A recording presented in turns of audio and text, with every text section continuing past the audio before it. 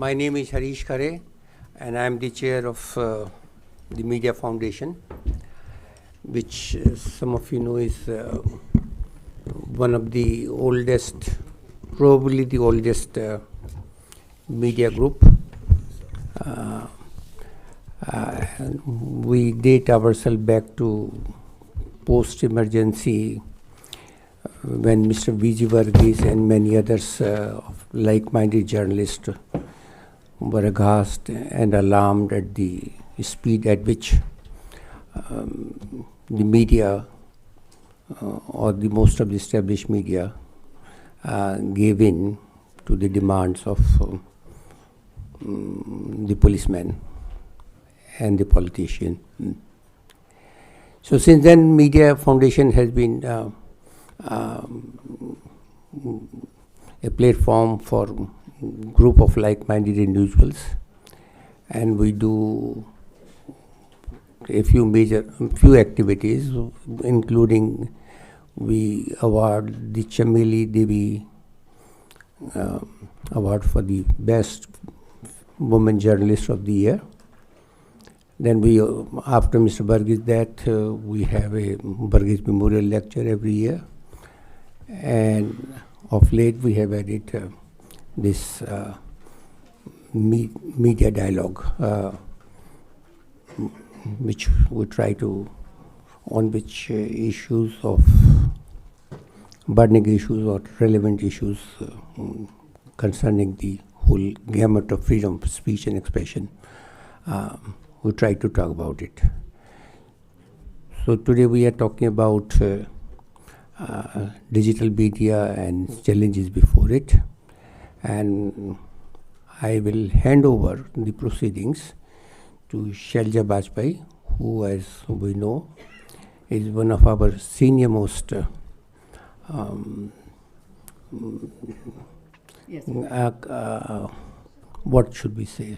Senior most observer, guardian of, or tries to be guardian of journalistic virtues as it is. Over to you, Shailaja. Wow, some introduction. Okay, good evening, everyone, and a very warm welcome to all of you and to all my fellow panelists on what has turned out to be a bit of a chilly evening. So nice to be a bit nice and cozy in here with all of you. Thank you so much for being with us. We didn't expect so many people, so we're really pleased, and I hope it fulfills at least some of your expectations. Okay, now, why are we discussing challenges to the digital media, right? There are so many other things that I know people would perhaps like to discuss. Well, I think primarily because, first of all, well, a lot of people now consume news on this, right? I mean, the day of the newspaper, Mr. Khare is one of the few people I know who still gets 8 newspapers. Otherwise, he just confided that in me. Otherwise, everyone reaches for their iPad or whatever pad they have, or uses the phone, and especially the younger people. And when they go, they don't use the newspaper websites. They go to things like, what is it called? NewsClick. You know, or they go to social media where they just go to links. You don't know what NewsClick it is, you do know. Yeah, so I mean, so it's the whole world has changed. It's all about that for them and, you know, the younger generation in particular. I think the second reason, which is equally important and perhaps for our discussion more important, is the proposed and the revisions and proposals to the IT laws of 2021, right? I don't think I need to remind everyone, but I will nevertheless, that in January, the government banned links to the BBC docuseries, The Modi Question, right? And did not allow it to be shared on any internet format or plan. And, you know, the thing with that is, as they say, that, you know, they will do this, they will ban something without providing the content or intermediary an opportunity to be heard. So there is no, you can't appeal, you can't discuss it. It's just, and it's over and out, right? Obviously, that's something of deep concern to all of us, and something we, not only freedom of speech, but our freedom to function as a private organization without the government's interference. Then there's one, again, that I don't know if you've all heard of it, but there is a proposal that the Press Information Bureau under the Ministry of Information and Broadcasting will be the arbiter of what is fake news on in the IT information world, right? And this applies again to digital. It does not apply to print or to broadcast. And again, this is, from our point of view, something that really needs to be thought about, because can we say that it is for the government, because after all, it's a government, PIB is a government agency, to decide what is free and fair in news, and how, obviously that is going to create problems for us where freedom of speech and expression is concerned. So I think those were where we were coming from when we began. However, when I discussed it with my colleagues, and as you will hear from them, we realized that actually this is the regulatory framework is really just one of the challenges we are facing. And by the way, I work at the print.in, so I'm also from a digital news organization, and I should add and emphasize, we're only talking about digital news websites here. We're not talking about the whole limitless world of the internet. So we then realized that, for instance, there are the economic pressures, right? Unfortunately, one of our fellow guests has been unable to come, Manisha Pandey from News Laundry, right? And that's a startup which has now subsisted for 10 years without any advertising support, right? How have they done it? What is the model? What are the pressures they face on the economic front to do this, right? So that's one major one.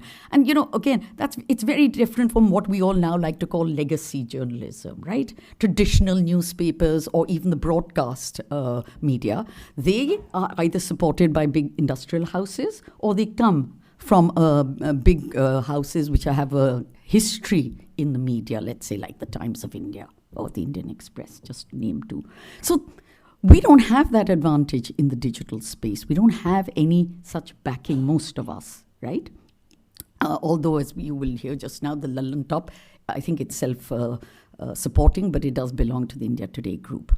So this is one major area. How do they survive? And what are the economic pressures, which in turn could put pressures on their freedom of expression and the kind of shows they will do? How will you make programs? If you go the subscription model, how do you make programs that people will pay to watch when they get so much free? Big challenge. And then there's just a very fundamental challenge that I don't think any of us ever think about, is that just being a digital news space or a website, right? It means that it's a hungry beast, right? With an insatiable appetite. And unlike news in print, you don't have the luxury of saying, oh, we'll do it tomorrow. We've written our story and let's go to sleep. Good night and see you tomorrow. And it'll appear. You have to be on the job the whole time. And that brings with it its own pressures. You face the kind of trolling, for instance, that no one faces in the print media or even to that extent in broadcast. And finally, you're also having the problems of pressure groups, right? Or influencers. So you're attacked on all sides in a sense. And what does that do to the journalists who work there, right? And the pressures they have to face from all this. Many of them very young because, it is a very young industry and all of us tend to have young people working for us, right? So these are some of the major fundamental framework, regulatory framework, economic, and just being a digital news website. I think we are trying to bring some of this together, and I hope we succeed for your sake. And mine, of course. Okay. First, let me introduce the people who have very generously come here today to be with us and who are going to try and explain some of this to you. To my right is Ujwala Uppaluri. She's a constitutional lawyer, a litigator based in Delhi, and she works chiefly at the Supreme Court. She was a legal consultant to the Law Commission on issues of working. She worked on media law and freedom of speech issues during elections. So we're really looking forward to hearing from her on these issues. And there's Mr. Saurabh Dwivedi. I hope I don't really have to say very much about him, because if you've all been watching him, at least I watch the Lallantop show, which is really such a good thing, and I've told him, and now he's embarrassed, so I won't embarrass him further. The Lallantop was founded by him. He's founding editor in 2016. It's a news channel. Shall I call it that? A new YouTube channel? News YouTube channel? Would that? कुछ भी बोल दीजिए, चलिए बोल दिया.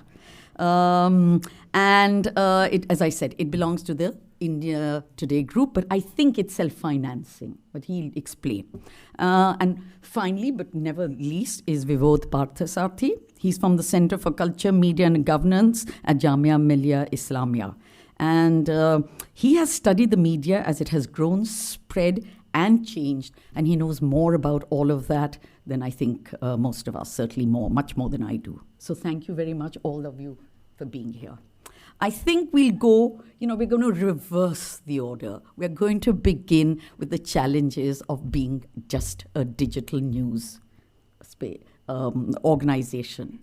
And I think there's no one better for me at this stage but to hand over to Saurabh to tell us a little bit about, what's it like just coming in suddenly from the cold and having to begin a digital news website, and the kind of day-to-day pressures you face from this 24 news cycle, the economy, and of course all the pressures from regulatory frameworks, which the other two don't face. And you will give him the freedom to speak either in Hindi or in English.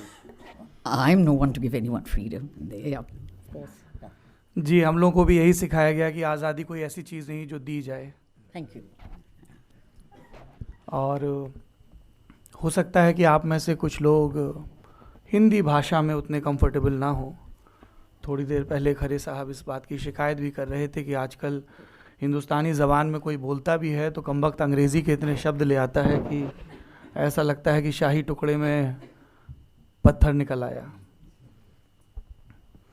पर मुझे बताया गया है कि जब से internet और technology बेहतर हुए हैं, तब से जो अलग अलग हिंदुस्तानी ज़बान हैं उनको सीखने या स्वीकार करने वाले लोग बढ़ गए हैं. और कई कॉलमिस्ट ने ये मुनादी भी पीटी है कि लटियंस दिल्ली की ज़बान भी बदल रही है, अच्छे के लिए या बुरे के लिए, जूरी इज़ स्टिल आउट. मैं कुछ भी बोलूं अपनी सीमित समझ में, इससे पहले मैं एक बात आप लोगों से बड़ी ईमानदारी से कह देना चाहता हूँ. मेरे लिए मेज़ के इस तरफ बैठना बड़ा ओवरवेलमिंग है. इतने दिग्गज लोग, तोप लोग हमारे सामने बैठे हैं. ऐसा लग रहा है कि हंस श्रोता हैं और कौए को कहा गया है बेटा कुछ बोल के दिखाओ. मृणाल जी बैठी हैं यहाँ, शिवंती जी बैठी हैं वहाँ, प्रोफेसर जोया बैठी हैं, so many people. I have read, जब ये इरादा किया करते थे, और होता क्या है कि चीज़ें जब बड़ी हो जाती हैं तो उनको बड़ा अच्छा मुलम्मा पहनाया जाता है, थ्योरी दी जाती है उनको. एक बड़े कमाल के हमारे आपके पुरखे हैं, ईश्वर उनको लंबी उम्र दे, और कमाल ये है कि वो ईश्वर को मानते भी नहीं हैं. जावेद साहब वो शोले की कामयाबी पर अक्सर ये बात कहा करते थे कि हिट हो गई तो सबको लगने लगा कि इस सीन के पीछे तो साहब आपने बहुत सोचा होगा. तो पर जिन लोगों को, इंक्लूडिंग शैलजा वाजपेयी जी एंड हरीश खरे जी, जिन लोगों को पढ़ के आपने ये इरादा किया कि यार ये पेशा बढ़िया है, दिलचस्प है, इसमें बोरियत कम रहेगी, हर दिन नया दिन रहेगा, रोज़ नए नए करतब देखने और दिखाने का मौका मिलेगा.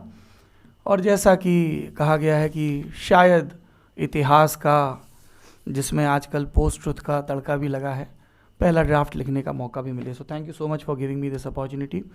हमको ये शऊर सिखा के भी भेजा गया था कि अपना भाषण शुरू करने से पहले अपनी कृतज्ञता ज़रूर जता देना. नई पीढ़ी पर ये इल्ज़ाम लगता है, जो कई दफ़ा सही भी होता है, कि वो पर्याप्त विनम्र नहीं है.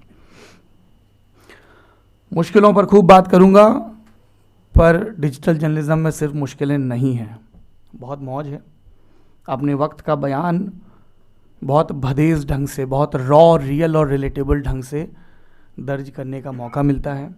वो प्रेशर नहीं है कि 5 मिनट की बाइट, 5 मिनट का पैकेज, 30 सेकंड की बाइट, ग्राफिक्स दिखा दो, स्क्रीन पर 12 तरह के कलर दिखा दो, 18 तरह की पट्टियाँ लगा दो, या इतनी ज़ोर ज़ोर से चीखने लगो कि किसी को लगे कि तुम बहुत बीमार हो। बाइनरीज में उलझने की भी नौबत नहीं आती है अक्सर कि काला है या सफ़ेद है, जबकि हमको पता है कि ज़्यादातर संभावनाएं ग्रे वाले शेड की हैं।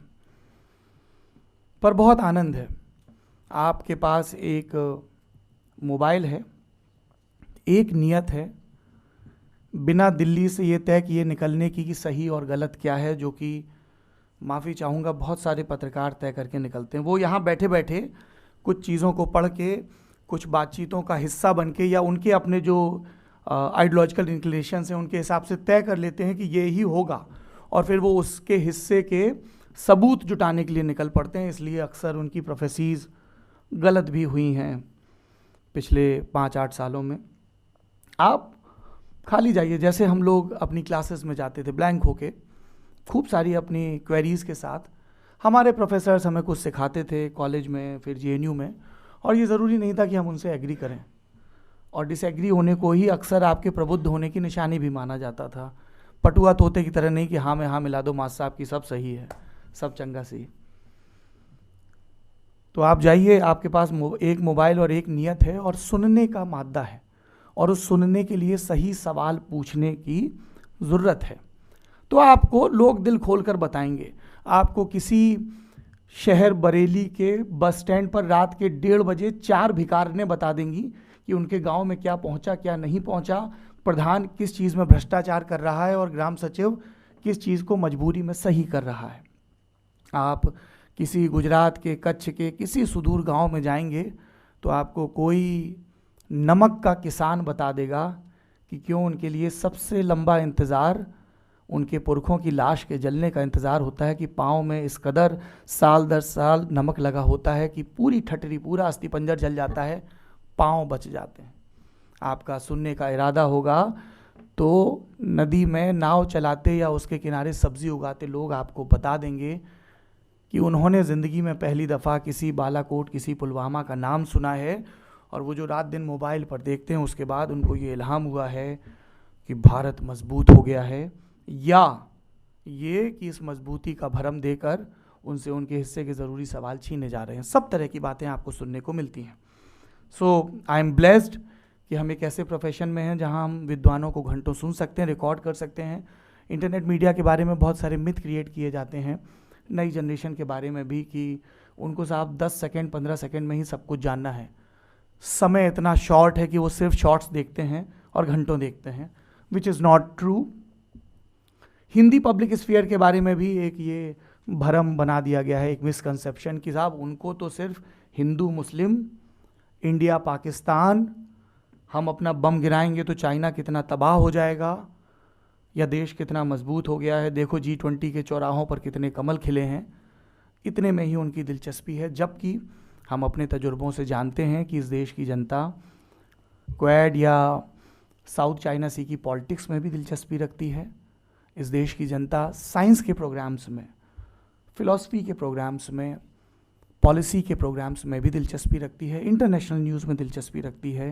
दे रियली वांट टू नो ये जो ग्लोब पर उन देशों के नाम उन्हें याद कराए गए या जो उनकी हसरतों की पोटली में बन गए कि साहब जब तक इन देशों का वीज़ा और ठप्पा नहीं लगा तब तक यू हैव नॉट अराइव्ड, भले ही तुमने कितने ही IIT और IIM निकाल लिए हों या कितनी ही दफ़ा तुम IIC के किसी सेमिनार हॉल में बैठ के नोट्स ले चुके हो। सो एस्पायरिंग इंडिया है जो नॉलेज चाहता है। अब ये आपके ऊपर है कि आप नई टेक्नोलॉजी में उनको जो विद्वानों से बात करके नॉलेज दे रहे हैं वो उन्हें रिलेटेबल लग रही है या नहीं, कहीं उसमें भाषा का या वो बौद्धिक आतंक तो नहीं कि जिसमें पहले 5 वाक्य सुन के ही वो दौड़ जाएं। क्या आप उन्हें पहले सहज कर रहे हैं, कंफर्टेबल कर रहे हैं? आप अपने तेवर में इंडियन एक्सप्रेस या द हिंदू का एडिट पेज हो सकते हैं, पर आपको अपना कलेवर थोड़ा सा यूथफुल करना पड़ेगा। और अगर इस देश की इंटेलिजेंस या इस देश के पत्रकार, ख़ास तौर पर अंग्रेज़ी के पत्रकार ऐसा नहीं कर पा रहे हैं तो वो एक स्पेस छोड़ते चले जा रहे हैं। क्योंकि फिर वही होगा कि कोई अखबार उठाएगा, सबसे पहले सिनेमा का पन्ना देखेगा, फ्रंट पेज देखेगा, लोकल न्यूज़ देखेगा कि पानी आज आना है कि नहीं, और स्पोर्ट्स का स्कोर देख के तय बना के धर देगा। आर्थिक समाचार, फिर आप चिंता करोगे कि कोई बिल क्लिंटन किसी जॉर्ज बुश सीनियर को जंग जीतने के बावजूद इट्स इकॉनमी स्टूपिड का नारा देकर हरा सकता है। तो हिंदुस्तान में लोगों को ये क्यों समझ में नहीं आ रहा है कि सब्सिडी के नाम पर जो उन्हें बताया जा रहा है, वेलफेयर स्कीम के नाम पर बताया जा रहा है, या फ्रीबीज के नाम पर बताया जा रहा है, उसके पीछे का खेला क्या है? क्योंकि सरल ढंग से नहीं बताया गया एक लंबे समय तक। पर डिजिटल मीडिया शिकायतों का मौका नहीं देता है। आप विद्वानों से बात करिए, और कृपापूर्वक बहुत सारे विद्वान जो अब तक अंग्रेज़ी में लिखते रहे हैं वो हिंदी में या हिंदुस्तानी ज़बान में बात करने को राज़ी हैं। कोई पहुँचे तो उन तक। हिंदी वालों ने भी और दूसरी भारतीय भाषाओं ने ग्रंथि पाल रखी कि नहीं साहब, जो अंग्रेज़ी में लिखता है वो हिंदी में या दूसरी भारतीय भाषाओं में बोलेगा ही नहीं। हमें भी अपने तरफ की कोशिश करनी होगी। हमने वो की कोशिश। रही बात चैलेंजेस की, तो वो बहुत सारे हैं। हरि अनंत हरि कथा अनंता। सबसे बड़ा चैलेंज तो रोज़ी रोटी का होता है कि आप डिजिटल में अपने आप को कितना एक्सपेंड करें कि आपका PNL दुरुस्त रहे, यू डोंट ब्लीड।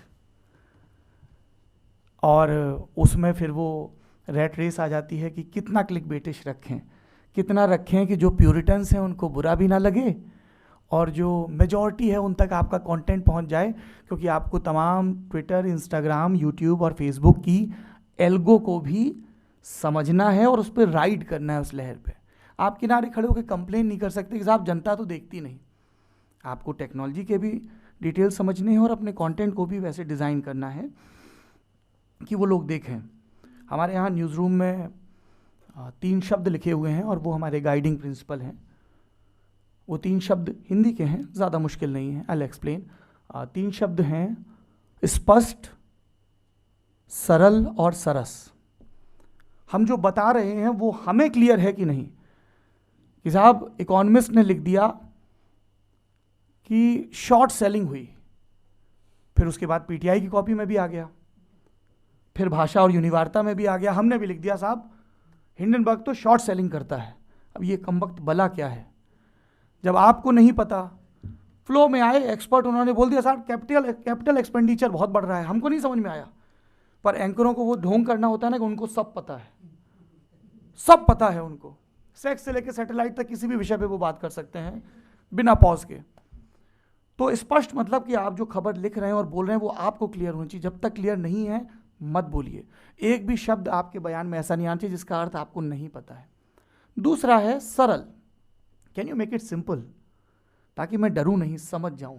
कठिन से कठिन वर्ड, कठिन से कठिन टेक्नोलॉजी, कठिन से कठिन जियो political issue, national issue, international issue, social issue.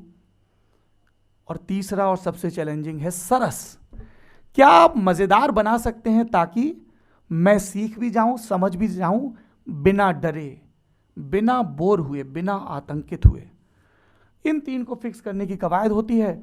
पर उन सब के पैरेलल फिर बहुत सारे प्रेशर ग्रुप्स होते हैं। One fine day you wake up and you realise कि आपके इनबॉक्स में 500 ईमेल हैं जिसमें सेंडर का नाम अलग अलग है, कंटेंट सेम है, और सब ये आपको बता रहे हैं कि साहब छत्तीसगढ़ में, राजस्थान में, यूपी में, बिहार में, अरुणाचल प्रदेश में फलानी वैकेंसी निकली थी, 3 बार पेपर कैंसिल हुए, 4 बार लाठी चली, 5 बार रिट पिटीशन हुई, फिर रिजल्ट आया, लेकिन नियुक्ति पत्र अभी तक नहीं दे रहे हैं।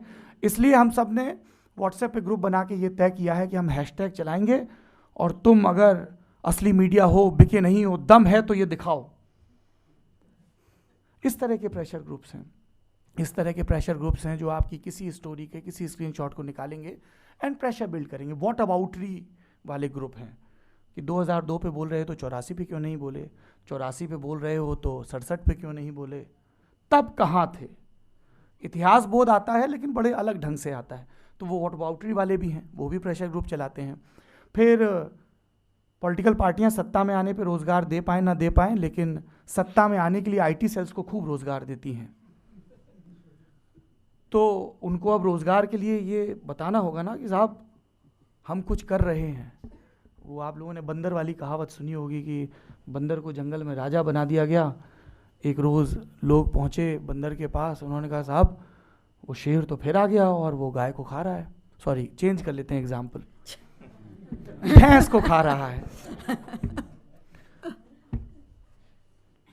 तो चलो बचाओ हमको चल के, तुमने कहा था जिस दिन तुम मुझे राजा चुनोगे लोकतांत्रिक तरीके से, बड़े बड़े भाषण दिए थे, मैं सब ठीक कर दूंगा, एकदम रोटी कपड़ा मकान दुकान सब ठीक हो जाएगा। तो बोला हाँ हाँ चलते हैं, कहाँ है? बोले वहाँ है। बोले चलो चलो मैं आता हूँ। तो उसने कहा साहब आप नेता हो, आप नेतृत्व करोगे? तो बोला ठीक है फिर चलो। तो उसने छलांग लगाई, एक पेड़ से दूसरे पेड़ पर, दूसरे से तीसरे पे, गोल गोल घूमता रहा कम वक्त आधे घंटे तक। तो उन्होंने कहा ये क्या कर रहे हो? बोले देखो हमारी भागदौड़ में कोई कमी नहीं है, अब तुम्हारी भैंस बचे चाहे ना बचे। तो नेताओं का भी वही हाल है।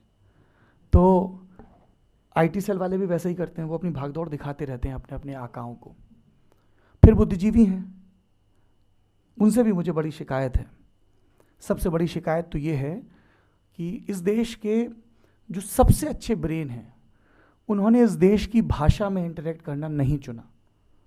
वो ये एक्सक्यूज़ दे सकते हैं कि साहब हम तो बचपन से अंग्रेज़ी पढ़े, फ्रेंच पढ़े, स्पेनिश। अच्छी बात है, किसी भी भाषा को जानना गुनाह नहीं है। वी आर ब्लेस्ड कि आपको ऐसी भाषाएं आती हैं जिसमें दुनिया जहाँ का लिटरेचर लिखा जा रहा है या अनुवाद के जरिए आ रहा है, क्योंकि वो पावर की लैंग्वेज है, उसकी अपनी एक हेजेमनी है।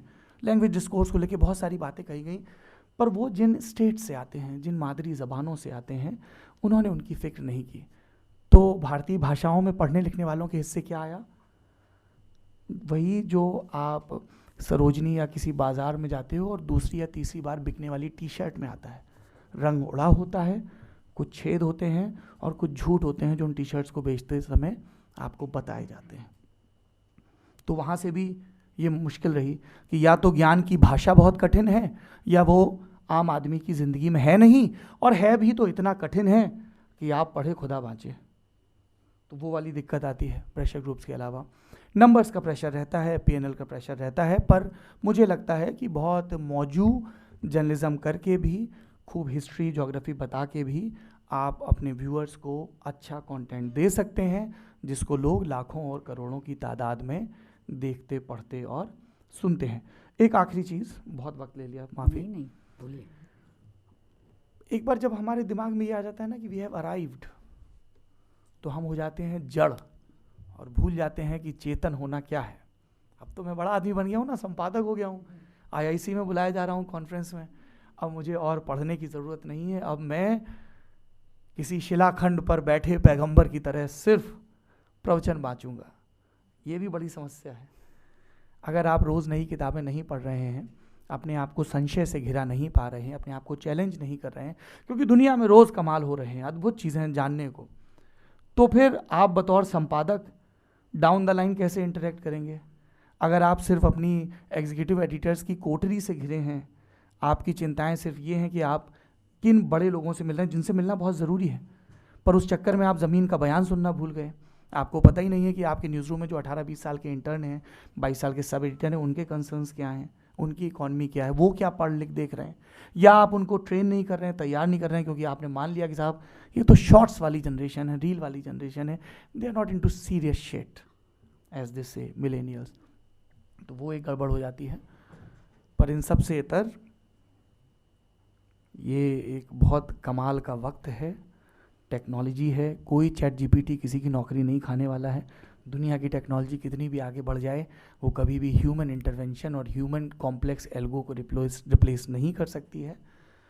तो मज़े बहुत आ रहे हैं शैलजा जी, चैलेंजेस तो आएंगे ही। अच्छा चलिए, आप सरल, स्पष्ट और सरस थे। चलिए, very good. Okay, I think I should just add a little here, since I also have some experience of coming from the print media to the print.in, which is the website. You know, the challenge for many of us has been that we came from that other world, that older world. And because of that, our sense of time is different, in the sense that, you know, I used to write a TV column. So I always thought in terms of a week, or have a whole week's programming to watch and then to write about. And it didn't matter whether it happened on a Thursday, I can write about it on a Wednesday. When I landed here, whenever I'd suggest the ideas, they'd say, oh, no, but that's old. I said, well, I'm suggesting this on a Monday, and it just happened yesterday, Sunday. She said, yeah, but by the time you're being published, it'll be Thursday. Nobody wants to read that. And I said, yeah, but it was so important. They said, no, it's over. The news cycle is over. It's moved on. You know, you can't write something that is not 1 hour old is old now. So suddenly you are faced with your whole thing. You have to be topical all the time. You have to think of keywords all the time. What is it that Google is picking up that will then help your article do well on the algorithm, right? So that you get people to actually read you. It's not a given. And if you don't get the right headline and you don't get the right keywords, well, woe be unto you. You never know. You may not get read. And your numbers will be so poor that you'll feel embarrassed. And that's the other thing. We are constantly aware of the numbers. When we were in print, we never knew these things, right, Mr. Khare? Yep. We didn't know how many people were reading us, and we didn't care. We just wrote, right, without a care in the world. You can't do that any longer now. Now you're only to aware, oh my God, 1,000, only 1,000 hits. My God, only 1,000 people have read me. You know, I mean, what does that do, not only to us who are veterans, and it doesn't matter any longer to someone like me, but what does it do to a young person who's just come into the profession and is dictated constantly by the need to have the numbers up? The numbers must be up, and how do you get those numbers up? I think that is one thing that we've all realized who made the switch. And the other is, I think, again, about these young people who have come in. A lot of them are on their first jobs. Obviously, it's easier for us to employ them. Of course, you don't have to pay them the kind of salary you have to pay veterans or experienced people. But still, you need the experienced people in order to help teach the youngsters and to also keep that balance of what is journalism. And we're not working in social media, right? We're not doing social media journalism. We're doing journalism. So we're practicing. You need the same checks and balances. And yet, you have a very, very young team. That's another major thing that we go. And, you know, and then there's speed. So you get an article in the morning, my God, all hell breaks loose and to pay if it isn't out in 2 hours. What do you mean, 2 hours? It's not out in 2 hours. What's going on? So you can imagine for youngsters who have to, or even us older people, think of our hearts and our blood pressure. I mean, it's going up, up, up all the time. You're looking at the numbers at one end. You're thinking of keywords. You're thinking, oh, God, it's not out yet. As you see, I've sighed. That is the kind of thing that happens to many of us. But I just want to, before we move on, I just wanted to ask Saurabh 2 more other things. You know, Saurabh, when you and I spoke, you mentioned something about how do we gather news when you're a digital news organization? You don't have reporters all over India. You can't afford to keep correspondents everywhere. And yet, you are competing in the same universe, right? So how do you gather news? One way I think he's already mentioned is that he gets all these pressure groups. But how do we do that? And secondly, if you could reflect a little bit on what you and I again talked about, the mental health problems that again, something no one talks about. मैं दूसरे सवाल से शुरुआत करूँगा. You talked about pressure, especially mental pressure. 4 तरह के तो बड़े सीधे सीधे प्रेशर होते हैं. पहला टाइम का, जैसा शैलजा जी ने बताया कि if you are in the business of breaking news, कितने जल्दी आपको बताना है, कितने सही कीवर्ड्स के साथ बताना है. और एक प्रेत का, यहाँ भूत का बार बार जिक्र आएगा, एल्गो. तो दूसरा है एक्यूरेसी. आपने एक वाक्य भी गलत लिख दिया तो किसी की PR एजेंसी, किसी के पॉलिटिकल प्रोपेगेंडा के लोग या किसी का भी अहित हो सकता है. आपने किसी का भी, पिछले दिनों मुझे दूसरों की कमियां क्या बताएं, अपनी ही बता देता हूँ. एक हमारे यहाँ स्टोरी गई जिसमें इंडिगो ने कुछ गड़बड़ी की थी, वो खबर गई, लेकिन उसके दूसरे पैरा में एक और किसी एयरलाइंस ने गड़बड़ी की थी, वो भी इंडिगो के खाते में चढ़ा दी गई. तो देवी जी का रात में 11:30 बजे फ़ोन आया, PR की थी, और उन्होंने सभ्यतावश माफ़ी भी मांगी, पर उन्होंने बताया, and then I apologise to her profusely, क्योंकि कुछ भी अगर गलत जा रहा है तो हम लोग की जिम्मेदारी है. We are in the business of giving you accurate news. तो वो प्रेशर रहता है एक्यूरेसी का. तीसरा फिर प्रेशर रहता है कि साहब ये खबर तो सबके पास है, तो आपका USP क्या है. न्यूज़ रूम में संपादक इस शब्द को इतनी दफ़ा दोहराते हैं, बिल्कुल नारद जैसे नारायण नारायण बोलते रहे होंगे कहानियों में. और फिर चौथा संकट होता है फॉर्मेट का, कि मेरे न्यूज़ रूम में शैलजा वाजपेयी जैसी एक सीनियर जर्नलिस्ट हैं, तो मैं शैलजा वाजपेयी जी से कॉलम लिखवाऊँ, या शैलजा वाजपेयी जी को लाइव में बिठवाऊँ, या शैलजा वाजपेयी जी के पास जो इतने तजुर्बे हैं उस पर एक वीडियो कंटेंट क्रिएट करूँ, and how to create buzz around it. मैं अंग्रेज़ी में कंटेंट करवाऊँ या हिंदी में करवाऊँ, क्या मैं सबटाइटल्स में अपने रिसोर्सेज खर्च करूं? तो ये तो एडिटोरियल है। इसके अलावा एक मैंने अलग अलग प्रेशर ग्रुप्स की बात की, और दूसरा मेंटल प्रेशर तो बहुत ज़्यादा है। कोई कितना भी कहे कि मेरे बारे में ट्विटर पर, फेसबुक पे या यूट्यूब के कमेंट बॉक्स में, जबकि आपको ये सहूलियत है कि आप किसी ने आपके बारे में कोई भद्दी बात लिखी या जो गेस्ट आए उनके बारे में लिखी। एक तो होता है क्रिटिकल रिमार्क, कि कोई कहे कि साहब ये जो बातचीत हुई इसमें फलाने साहब लफाजी कर रहे थे और ढिकानी साहिबा बहुत दुरुस्त बोल रही थी। तो ठीक है, उसने कहा कि आपने you didn't make sense, this totally fine. पर कोई आए और आपको गाली दे दे और आप कमेंट में पढ़ रहे हो, फिर आप उस सब्सक्राइबर पे जब क्लिक कर रहे हो तो आप रियलाइज़ कर रहे हो कि उसका सिलसिला ही ऐसा है।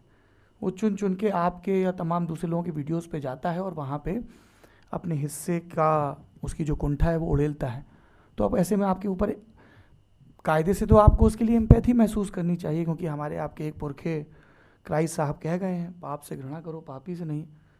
पर जो आप बचपन से पापी से भी घृणा करना सीख रहे हो, अब दिल करता है लठ चला दें, पर फिर आप चला नहीं सकते क्योंकि आप तो सार्वजनिक जीवन में हैं, तो आपकी गलती बड़ी गलती है। तो वो प्रेशर रहता है।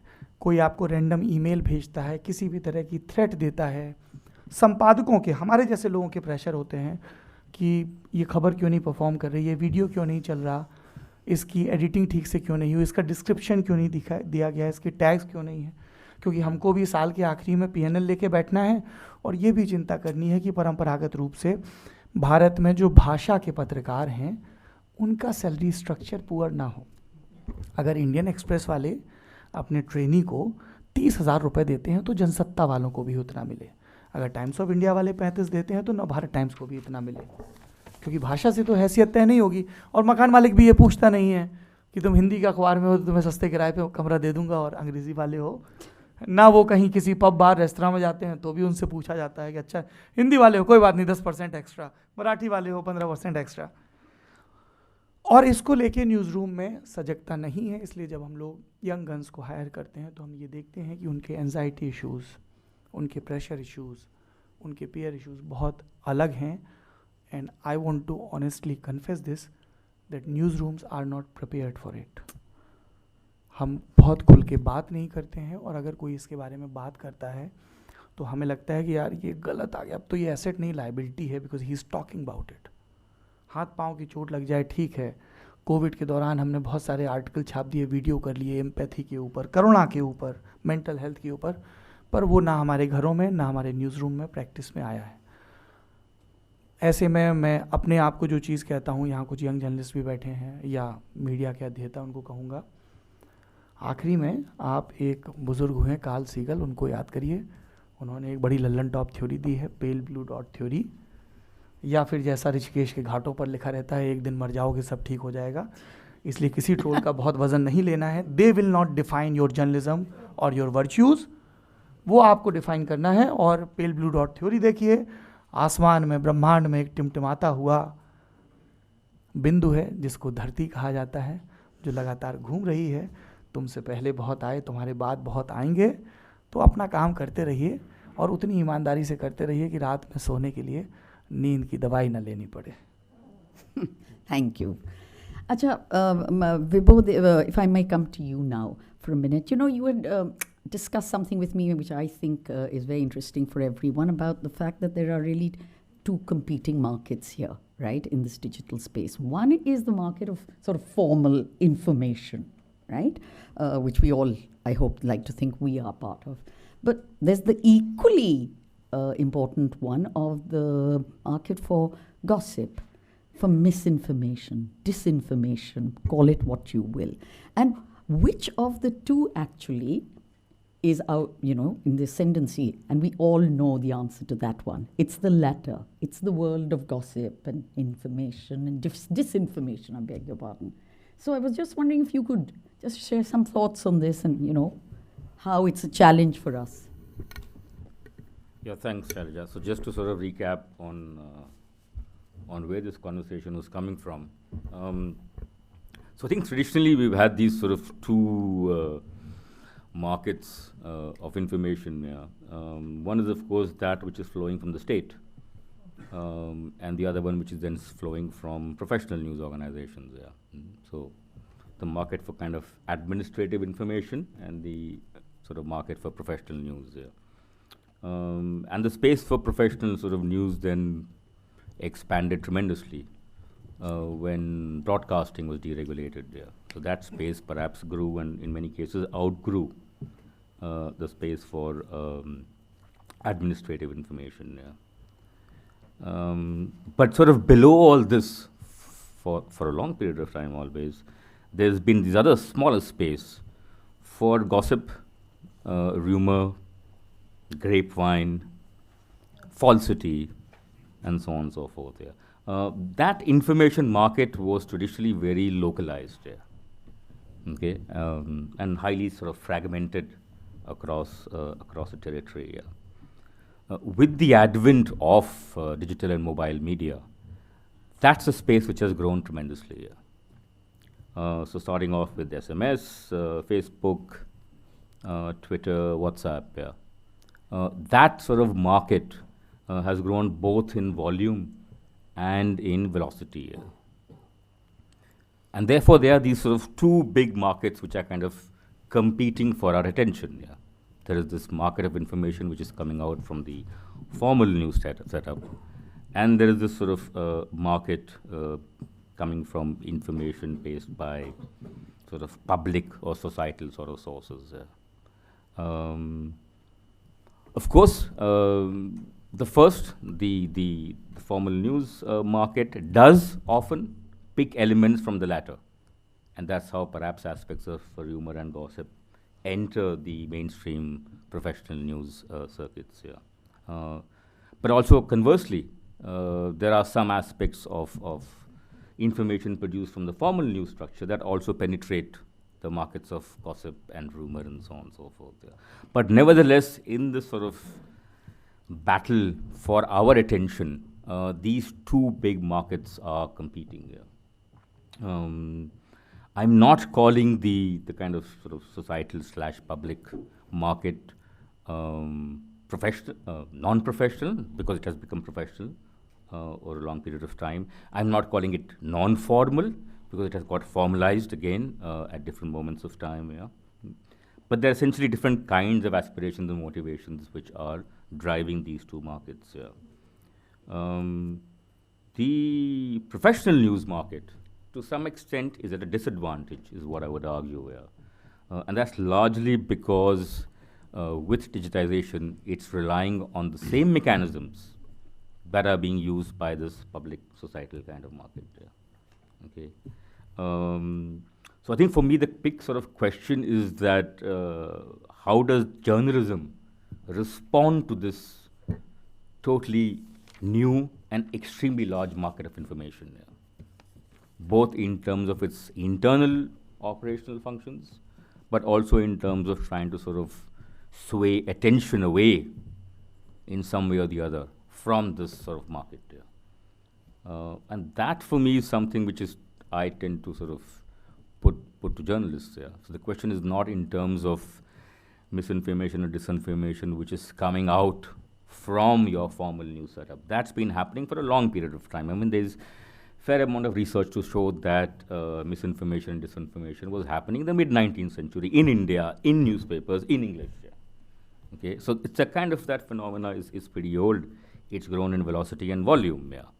To the extent that now, when you wake up in the morning, if you sort of do what Shailaja was saying, you look up at the phone, then do we tune into the market of professional news, or do we tune into the market of sort of the societal public kind of information? Yeah. Probably the latter, right? Yeah, and that for me is the sort of challenge in terms of, you know, Yeah. how would journalism, in a sense, respond to this, not to entities, but this entire sort of market which is kind of competing with the fundamentals of what professional news actually stands for. Yeah.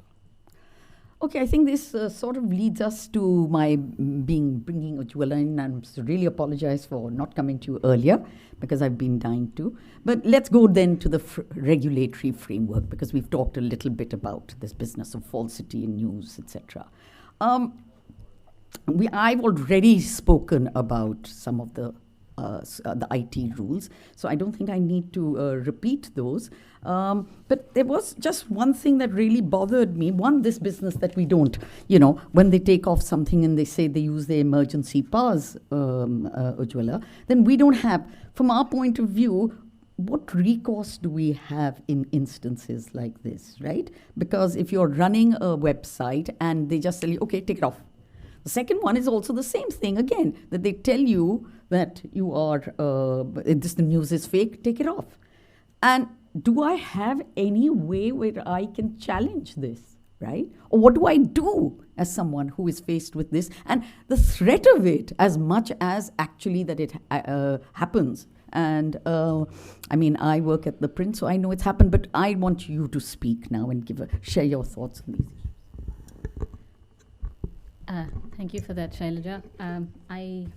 I'll answer your question first and then dive into the information unloading that I'm just itching to do, because it's not often that young lawyers have the benefit of a large audience of non-lawyers with whom they can discuss the law, particularly an audience to whom it matters more than us who discuss the semantics. So to answer your question, Shailaja, yes, it has been a perennial problem in digital censorship, that there is often this knee-jerk expectation that content comes down, and very little in the form of recourse or judicial oversight, or even a process that is fair and doesn't involve one man in the government patting the back of another man in the government and saying, yes, this measure that you have permitted is all right and we'll let it stand. Yeah, sorry. So this is a perennial problem. And to describe exactly what the rule that was in question in the BBC documentary takedown case was, I'll dive straight into the 2021 IT rules. They have a name that rolls off the tongue most beautifully, and I will read it out for you. It is the Information Technology Intermediaries Guidelines and Digital Media Ethics Code of 2021. These rules are enacted in the February of 2021 and then amended in the October of 2022 to introduce the dreaded grievance appellate committee that we've all been thinking about a little bit since January, when 3 committees were nominated, all of them with men from the government or some women, and other sort of private entities that it's not clear what they have to do with content moderation at all. Someone from L&T, someone from IDBI, so on. So the 2 rules taken together is the law that we have on the books today about digital censorship. We also have the proposed law concerning PIB fact check. And in effect, that is a rule which will require publishers of news and current affairs content to take down anything that the PIB's fact check unit says is untrue. Patently, evidently, self-evidently dangerous when political facts are in question and it's an arm of the government deciding for you whether it's true or false.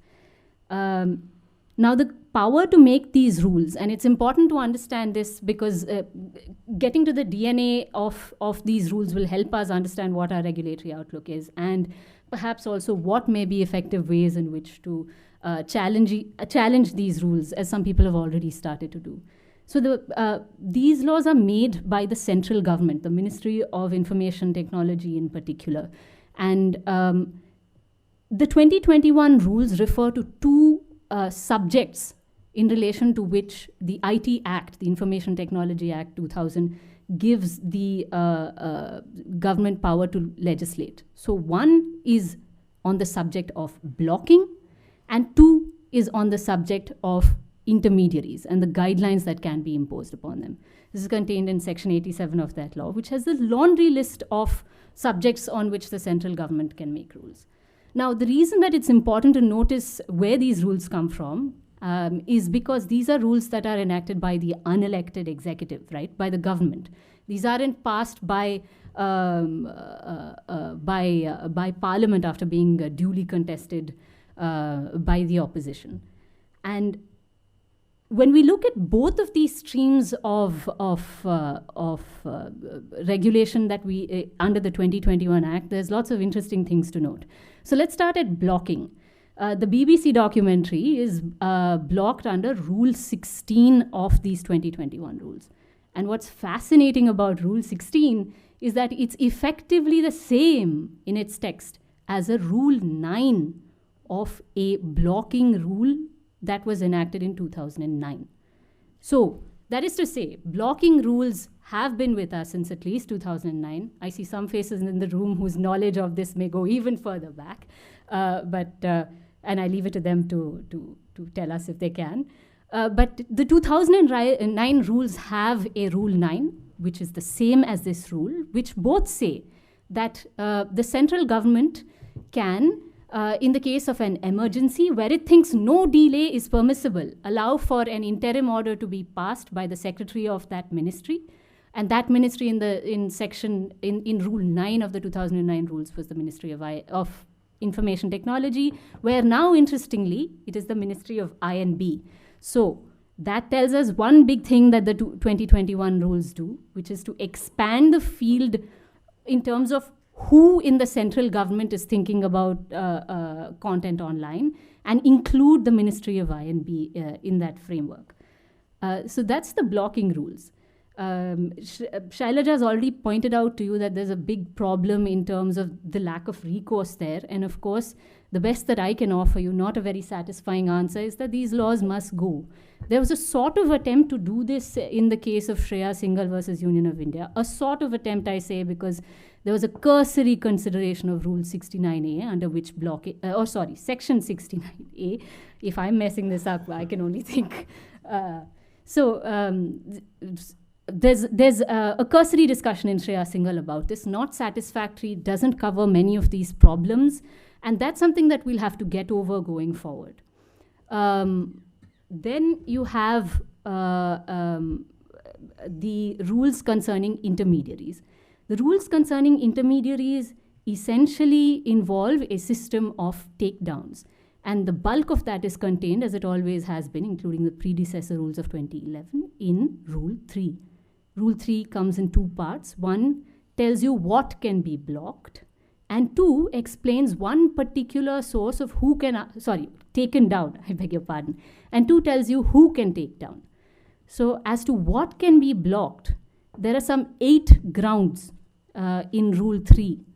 And the last of them is the only one that should really be on the books. And that is anything that violates any law for the time being in force. The rule is that the intermediary must make reasonable efforts to take down anything that violates any law for the time being in force. And there are 8 other grounds. Most of them are redundant. They refer to things that are covered under other laws, such as things that may violate a patent. And some of them are extra legal. They try to push past what the law might otherwise have allowed us to say and make that illegal. One dangerous example of this is things which are misleading in nature. Now that's obviously a highly subjective analysis. That's not something that we can define with any degree of precision. And of course, misinformation, which again in the law, we don't really have a clear understanding of. Are you saying, therefore, Ujwala, that basically we can't do anything? I mean, the Lallantop or the print, or none of us can do anything? We only challenge it in court, or is that it? So right now, I think that the first front must be to challenge these laws and to get rid of them. There are some wrinkles in the existing law. I see some of my friends in the room disagreeing about what 𝗖𝗵𝗶𝗶𝗃 may have said or not said, and we will get into that. I'm very excited to. But the first front must be to say these laws are completely unconstitutional, and they are that for some very simple reasons. And we can start to understand these reasons by starting at Article 19.1a and 19.2, which guarantee the freedom of speech and expression and the freedom of the press. First, we can ask what it is that these 2021 rules seek to censor or to enable the censoring of. And we've just discussed that there are extra legal grounds here. There are redundant, quite overbroad sort of categories of content there. These are obviously in excess of what is permissible under Article 19.2, which itself is so broad, so vague, friendly relations with other states, public order. We already had quite a lot to deal with. So at least that much of these rules that goes even further than 19.2 must immediately go, would be the first argument we make. Then in terms of who's making these rules, I've already noted that this is quite an extensive system for censorship that is set up by the executive, not by the legislature. And I think it's also worth noting that the IT Act, under which all these laws are made, is in fact a legislation which, if you read the opening portion of, is a law that is intending to make legal and enable e-commerce and the like. So really, it has traveled, these rules travel quite a long distance away from the grant of the power that's made under the IT Act. So you're saying basically, because I'm running out of time a little, so I want to move on also. You're basically saying that either these be challenged, and some of them have been challenged, right? Yeah. Both in Chennai, I think one cause on the grievances, etc., right? Yeah. So other than that, at the moment, we can't do anything else, right? We have to live with them. I would say that, yeah. Sadly, yeah. So I just want to add, and then I want to ask Saurabh if he has any experiences of this, of having things. At the print, I also am what is called the ombudsman, or the reader's editor, and hence the one who has to look at all the grievances from readers, viewers, etc. Now, I don't know how many of you know, what does that really entail? Of course, it entails my having to reply to each and every person who writes in, and you have to make sure that you reply to every one of them. And then also, I get to arbitrate a little on whether the reader is right or my colleagues in the newsroom are correct, right? But I also have to, every month, send the government a list of complaints, right, of the ones that I have received, which challenge maybe ethical standards of journalism. And I have to say whether I agreed and conceded the point to the reader viewer, or whether I disagreed with that, and therefore, and if I took any other action, right? So that's another check and balance there, right? You can always be answerable. This is the ombudsman, or only, but not every? I think all of them are meant to have it. We're all meant to have it. Not all of them have? But we are meant to have it. So we have it. And also that then the government can write to you and say that we have noticed such and such on your website, and we're bringing it to your attention. Please, basically, do something about it, right? So that's another pressure, and then I have to again talk to my colleagues, etc. So I just wanted to share that with you, because I don't know how many of you all know that this exists, and perhaps it's interesting to know that. Saurabh, have you any experiences in this area? आपके सवाल के जवाब के बारे में जब मैं सोच रहा था, तो इंटरनेट मीडिया की जो 3-4 दिक्कतें हैं वो इसके साथ क्लब हैं. कोई गलत न्यूज़ चली जाए, इसमें किसको अकाउंटेबल ठहराएं ताकि सरकारें आपकी गर्दन पर फंदा ना कस पाएँ. इसके लिए पहले आपको ये समझना होगा कि डिजिटल की न्यूज़ गैदरिंग का पैटर्न क्या है. हमारे पास लल्लनटॉप तो I will be honest editorial group का हिस्सा है, तो इंडियटोरियल ग्रुप के लगभग हर ज़िले में, ख़ासतौर पे उत्तर भारत में स्टिंगर्स हैं, तो कई बार हमें उनसे इन्फॉर्मेशन मिल जाती है. फिर न्यूज़ एजेंसीज़ हैं PTI जैसी, जो अब वीडियो में भी आ रही हैं, ANI है. पर दिक्कत ये है कि अब ANI ने वीडियो चलाया कि अयोध्या में चंपत राय ने कहा कि टाइम कैप्सूल लगाया जाएगा. आपने खबर बना दी, 6 घंटे बाद उन्होंने कहा नहीं लगाया जाएगा, वो टाइम में उड़ गया कैप्सूल. अब आप कितनों को बताओगे जाके लल्लनटॉप की sir there is some news agency called ANI, our news was based on that. एक वो दिक्कत आती है. दूसरी दिक्कत ये आती है कि अखबारों ने खबर छाप दी, और मैं ये बहुत सम्मान और थोड़े से गर्व के साथ कहना चाहता हूँ, हमारे लिए आज भी कसौटी अखबार हैं. जिस दिन, जैसे मैं रात में एक न्यूज़ शो करता हूँ, लल्लनटॉप शो, और एक ग्लोबल न्यूज़ शो करता हूँ दुनियादारी के नाम से, अगले रोज़ जब मैं the Hindu, Indian express, times of India, HTV कभी कभार खोलता हूँ और देखता हूँ कि हमने जो खबरें दिखाई वो अगले दिन इन अखबारों के पहले पन्ने पर हैं, तो हमको बड़ी संतुष्टि मिलती है, हमें वैलिडेशन मिल जाता है कि साहब, हमारे प्रोड्यूसर कहते हैं सर आज तो एक्सप्रेस से पहले हमने पूरा छाप दिया था। तो आज भी हमारे लिए, चूँकि वो प्रामाणिक न्यूज़ चाहिए ना आपको। अब सवाल ये है कि आप प्रोपेगेंडा फैलाने वाले कोई यूट्यूब चैनल या ट्विटर हैंडल हो, या आप चाहते हो कि लॉन्ग रन में आपकी ये इमेज बने कि साहब उन्होंने दिखाया है तो जांच परख के दिखाया होगा, you can rely on them. तो न्यूज़ गैदरिंग एक बड़ा मसला है जिसमें ये एजेंसीज आती हैं कि आपने कहाँ से पिक किया। दूसरी जो इंटरनेट की सबसे बड़ी दिक्कत है which everybody has to deal, वो ये है कि फ़र्ज़ करिए कि आज की तारीख में मुझे हरीश खरे के ऊपर एक आर्टिकल लिखना है। I will go to Google, I will type Harish Khare, और जितने आर्टिकल्स लिखे गए उन सबको मैं उठाऊंगा और एक नया आर्टिकल पेश कर दूंगा। आपने ये बिल्कुल वो हो गया कि साहब सब लोग तालाब में एक लोटा दूध डालेंगे तो तालाब दूध का तालाब हो जाएगा और बारिश होगी। अगले दिन देखा गया तो सबने पानी डाला कि बाकी तो दूध डाल ही रहे हैं। Nobody bother to reach out to Harish Khare और हिज कलीग्स और हिज एनिमीज़ कि वो इनके बारे में क्या सोचते हैं, किताबों में, टेक्स्ट में जो इंटरनेट पर उपलब्ध नहीं है इनके बारे में क्या लिखा गया है, जिन लोगों के साथ काम किया, जिन स्टोरीज़ पर काम किया, इनके जो सब्जेक्ट थे वो क्या सोचते हैं, एंड देन प्रोड्यूस। तो ये एक इंटरनेट जर्नलिज्म की, डिजिटल जर्नलिज्म की बड़ी चीज़ है। पर इसका उलट है कि जब आप हर चीज़ में वेरीफाई करो, हर बार आप फील्ड पे जाना चाहो, तो आप कितना बड़ा स्ट्रक्चर रख सकते हो, and what will happen to your revenue model. आप कैसे उनको साल दर साल इंक्रीमेंट दे पाओगे, best of the best technology ले आओगे, क्योंकि यहाँ पे फिर बारी आती है जो आपके एक नए सेट ऑफ कॉम्पिटिटर्स हैं। तो एक वेब प्लेटफॉर्म जैसे द प्रिंट है या लल्लनटॉप, उनका कंपटीशन सिर्फ दूसरे डिजिटल फर्स्ट प्लेटफॉर्म से नहीं है। अब कंपटीशन देखिए, हमारा जो लेगेसी न्यूज़ चैनल्स हैं उन सब ने बहुत एग्रेसिवली अपने अपने डिजिटल विंग लॉन्च किए हैं। आज तक, जी न्यूज़, इंडिया टीवी, सबके हैं, पॉइंट 1।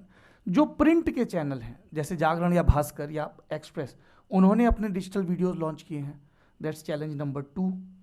चैलेंज नंबर 3, बहुत सारे पत्रकार हैं जो अब यूट्यूबर हो गए हैं, वो अपना कंटेंट सर्व कर रहे हैं। चैलेंज नंबर 4, बहुत सारे इन्फ्लुएंसर हैं। तो आपकी कोई जर्नलिस्ट लाइफस्टाइल पे एक वीडियो बनाएगी, आदमी उसको देखेगा, या उर्फी जावेद और तमाम दूसरे ऐसे फैशन के इन्फ्लुएंसर्स को देखेगा। वो किसी सेलिब्रिटी के लिए इंटरव्यू को देखेगा या आपके सेलिब्रिटी को लिए इंटरव्यू को देखेगा। फिर सारे जो इंस्टीट्यूशंस हैं ओपिनियन मेकर्स वाले, उन्होंने अपने अपने बना लिया। तो चैलेंज बहुत ज़्यादा है। अब इन सब के बीच आपको नेविगेट करना है, ओरिजिनल कंटेंट बनाना है, एक्यूरेसी का भी ख्याल रखना है। तो आपकी हालत हो जाती है उस अर्जुन की तरह जो लड़ना तो चाहता है जंग और जीतना चाहता है इंद्रप्रस्थ, पर उसको समझ में नहीं आ रहा है कि तीर चलाए किस दिशा में। तो वो रहता है रेगुलेटरी का। दूसरा, शैलजा जी, किताबों में इस देश में बहुत नियम है। ये मुझसे लॉ मेकर्स ने कहा, वकीलों ने भी कहा, बोले कानूनों की कमी नहीं है, उसको लागू करने की इंटेंट की कमी। आज ही मैं लोकसभा की बहस देख रहा था और संगीता आज़ाद बसपा की मेंबर ऑफ पार्लियामेंट है, उन्होंने सवाल पूछा कि साहब PSUs को निर्देश दिया जाए कि वो जो CSR का फंड है उसमें हमारी भी सलाह लें, इस तरह के नियम है। मंत्री जी जवाब देते उससे पहले शशि थरूर खड़े हुए और बोले ये प्रावधान है कि अगर CSR का पैसा खर्च नहीं हुआ है तो एक दूसरा फंड है जिसमें जाए और फिर उनकी अकाउंटेबिलिटी हो। मंत्री जी ने भी अपने हिस्से का बोल दिया, पर अंततः क्या ऐसा होता है, and that applies to every field, कि वो लेटर में क्या है और इंटेंट और स्पिरिट में क्या है, और उसके बारे में जागरूकता नहीं है। मतलब आई एम वेरी ग्रेटफुल कि मैं यहाँ आया और मैंने नोट लिया है कि मैं उज्ज्वला जी को अपने न्यूज़ रूम में बुलाऊंगा and I will have a detailed discussion, most probably in Hindustani. पर अगर हिंदुस्तानी नहीं आती है तो जिनको हिंदुस्तानी आती है उसमें ज़्यादातर को अंग्रेज़ी भी आती है, कि हम ये समझें तो कि ये जो चिंताएं जताई जा रही हैं इनके मायने क्या हैं। और उसमें कई दफ़ा आपको ऐसे सवाल भी पूछने पड़ते हैं एक्सपर्ट से, जो एक्सपर्ट्स को लगेंगे यार ये तो बड़ा बेसिक, बड़ा बेवकूफ़ाना, अहमकाना सवाल है, पर पूछ लेंगे। It's better to sound like a fool and then stay ignorant rather than pretending to be wise. So जो मैं बार बार कह रहा हूँ कि जितने भी जटिल चीज़ें हैं जो हमें सिटीजन बनाएंगी, उनके बारे में लगातार बातचीत हो, और ये हम सबकी कॉन्शियस कॉल हो कि ये आम पब्लिक को जो रेहड़ी लगा रहा है उसको भी समझ में आए कि ये तुमसे भी जुड़ा मुद्दा है। Vibodh, I know you have some thoughts on this regulatory framework that we are facing, and some of the challenges. No? Yeah. But I think I would like to sort of go back to the points which were made both by you and by Saurabh about this idea of profit and loss kind of thing, So in a sense, there's been big discussion about, the business model for online news outlets. There's been this other discussion about, can advertising support continue to support, can advertising continue to support this? So what in a sense is this kind of model, and the fact that some, of course, would argue, those who in a sense from the traditional print world, that there was at some point of time some sort of sustainable model due to which newspapers ran more or less for about 40-50 years. Okay, my argument in this is that the kind of this so-called model for news making in India was broken before the advent of digital news. Okay, very often that the blame is put that the digital news media actually broke the model. For me, I mean, there is fair amount of evidence in this that, if you look at data pre-2011, let's say, that model was broken. Okay, from the very early years, a large number of news broadcasters have not been making money. They have been underwritten by the larger kind of concerns and considerations of that group. So if that model was broken, then now it's getting perhaps totally mauled by this attempt of visualizing a business model for online news organizations or native digital organizations. I think there are a couple of things there in a sense when we're talking about this model. One is the fact that, for example, I've been talking to in terms of revenue sources. Okay, this whole idea of everybody getting a fair amount of revenue that could sustain each outlet, that obviously has limits of scale. Okay, so one can't, in a sense, have a scenario where your media environment is growing. There are more outlets in different platforms, and yet everybody, in a sense, is somehow trying to make money on that. There's, of course, the impediment for subscriptions. And that's been there again from the early years of newspapers. Why have not newspaper prices gone up compared to the price of eggs and petrol and coke over the last 30-40 years? Okay, so this whole sort of dependence on advertising is, of course, a big problem. It gets amplified in digital media because those, in a sense, who are kind of procuring these advertisements are then again coming from a different kind of system. And here, in a sense, I'm trying to talk about the interface between the professional news media market and the different kind of intermediaries who are sort of distributing. They are kind of the new distributors of news produced by traditional news outlets. And in that balance of power, quite clearly these new distributors are much stronger than even these traditional news organizations. So that shift in balance of power from the publisher to the distributor, which had started off with broadcast news, has now, in a sense, gone completely in that direction. And publishers, therefore, are very much on the back foot there. So therefore, what then publishers are doing here? What could be the other revenue streams here? Okay, and this is again something which emerged from the pre-online news era of this whole idea of news organizations organizing events. Okay, so I mean, is that in a sense part of the remit of a professional news organization? That's kind of one issue here. It might, of course, have traction with some aspects of news gathering here. It, of course, brings in certain amount of money. I was talking to a journalist, a proprietor of a niche, very prominent news organization, who sort of said that, one event is able to generate resources for 3 months for the entire organizational operations. Okay, the question is not that. I think the question for me is not that whether they should organize events or not. The question is that what kind of vulnerabilities does organizing events put on the kind of journalism which is being practiced? So it's not a moral judgment about is this revenue stream kosher or not, but what, in a sense, perhaps are the possible risks, which especially new entrepreneurs in the space should be aware of. So that's on the events part. Two other points when you're talking about advertising. One, of course, is the fact that there's been this big talk about sort of native digital online news organizations, internet-only news organizations, what we call native digital news outlets, okay? And in a sense, the kind of opinion-making power they might have. But in terms of audiences and revenues, they are far, far behind than traditional newspapers and broadcasters have gone online. So again, that's a very different kind of power equation between them. This perhaps also has got sort of enhanced, and here I'm speculating a bit, when we are talking about their relationship with these online intermediaries, what are called technology companies, social media companies, and so on and so forth. So there's been some sort of bargaining in terms of how the spoils of this ad revenue, in a sense, could be shared. This is perhaps the big sort of global debate happening right now.